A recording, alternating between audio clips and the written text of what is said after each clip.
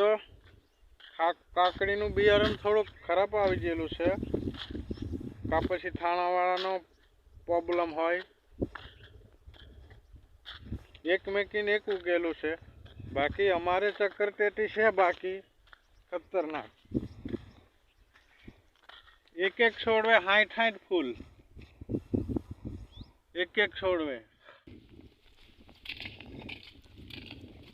ચક્કરટેટી.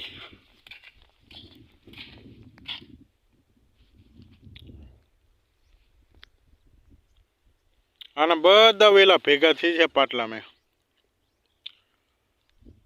આ ડાટો કાલે ખુલ્લો રહી ગયેલો, આખી રાત પાણી જેલું હવે ઉભા પાટલે.